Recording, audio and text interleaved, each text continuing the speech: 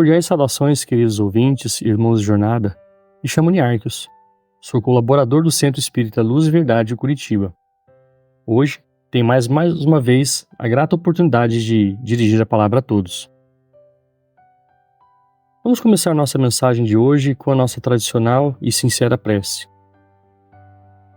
Vamos inspirar bem fundo e vagarosamente expirar, nos permitir sentir o oxigênio nutrindo nosso corpo, à medida que nossos corações e mentes se serenam. Vamos levar nosso pensamento ao alto, a causa primária de tudo que existe.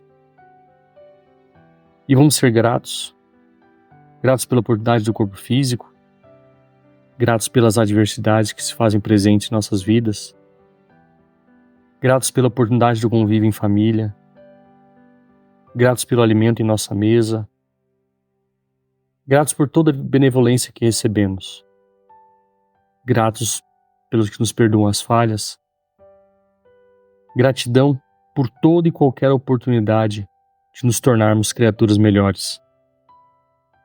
Agora, com a calma sincera que uma prece nos traz, vamos à reflexão de hoje, cujo tema é fé raciocinada.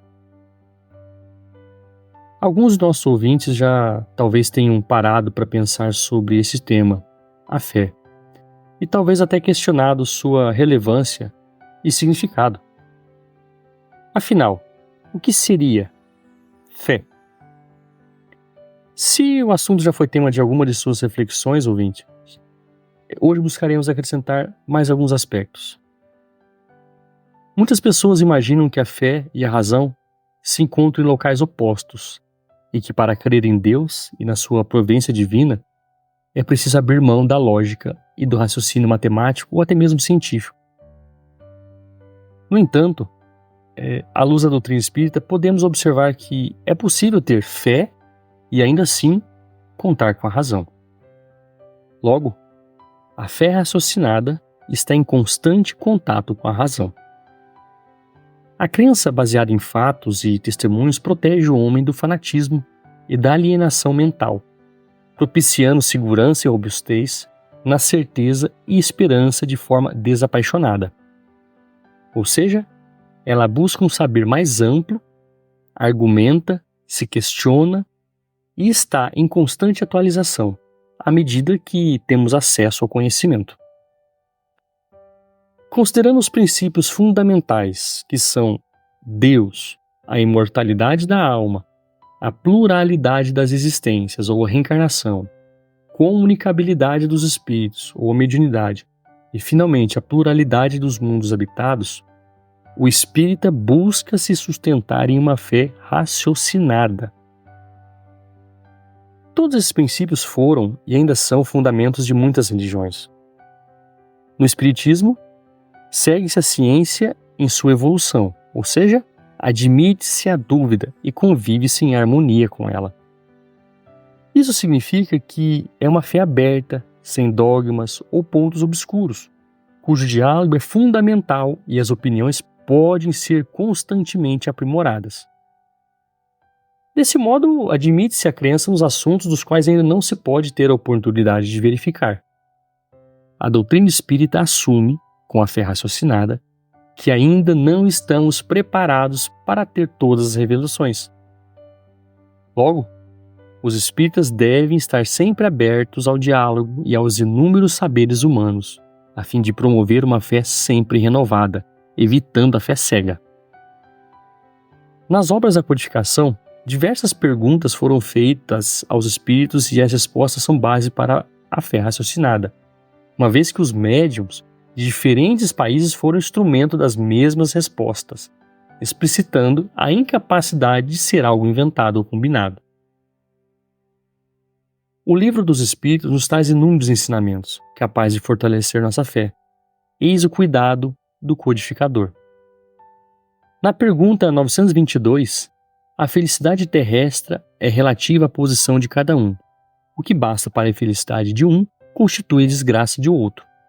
Haverá, contudo, alguma soma de felicidade comum a todos os homens? Eis que a resposta. Com relação à vida material, é a posse do necessário. Com relação à vida moral, é a consciência tranquila e a fé no futuro. Essa passagem é interessante, pois muitos associam a felicidade à fé. No entanto, a fé raciocinada está mais relacionada a práticas edificantes e à compreensão de que estamos neste plano material aprimorando nosso espírito através do trabalho no bem para alcançar nossos planos espirituais superiores. Já no item 7 do capítulo 19 do Evangelho segundo o Espiritismo, temos a seguinte passagem que esclarece o conceito de fé raciocinada na visão espírita. A fé raciocinada, por se apoiar nos fatos e na lógica, nenhuma obscuridade deixa. A criatura então crê porque tem certeza, e ninguém tem certeza senão porque compreendeu. Eis porque não se dobra. Fé inabalável só é a que pode se encarar de frente à razão em todas as épocas da humanidade. Aí esse resultado conduz o espiritismo, pelo que triunfa da incredulidade, sempre que eu encontro oposição sistemática e interessada.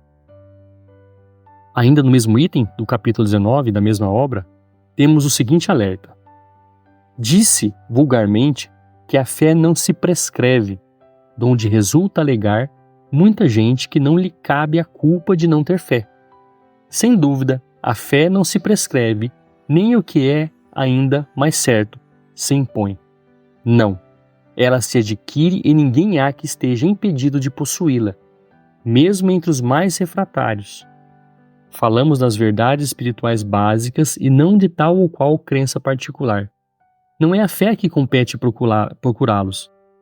A eles é que cumpra-lhes ao ir ao encontro e, se buscarem sinceramente, não deixarão de achá-la. De acordo com essa passagem, é possível perceber que a fé raciocinada está relacionada à ação de conhecer e praticar a doutrina e seus princípios morais baseados na moral do Cristo. Logo, é necessário estar aberto e disposto ao diálogo e à lapidação moral necessária para a prática da doutrina. Para desenvolvermos a fé raciocinada, é necessário muito estudo e disciplina. Em contrapartida, a fé que não admite a mudança de opiniões e a lapidação ou aperfeiçoamento é uma fé cega. E praticar a fé cega pode abrir precedentes a várias má interpretações, fomentando atitudes contrárias ao amor e à caridade. Ainda no item 7 do capítulo 19 do livro do Evangelho, do livro dos Espíritos, a fé cega já não é deste século. Tanto assim que precisamente o dogma da fé cega é que produz hoje o maior número dos incrédulos, porque ela pretende impor-se, exigindo abdicação de uma das mais preciosas prerrogativas do homem, o raciocínio e o livre-arbítrio. É principalmente contra essa fé que se levanta o incrédulo, e dela é que se pode, com verdade, dizer que não se prescreve. Não admitindo provas, ela deixa no espírito alguma coisa de vago que dá nascimento à dúvida. Enfim, meus queridos ouvintes, seja qual for nossa interpretação íntima da ideia de Deus, acentuamos em nós a confiança no bem para refletir-lhe a grandeza.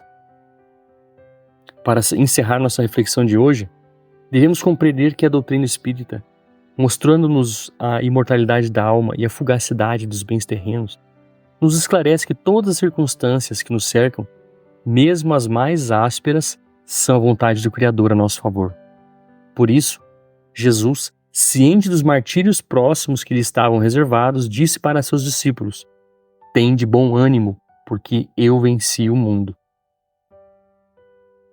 Tenham todos muita fé e até uma próxima oportunidade.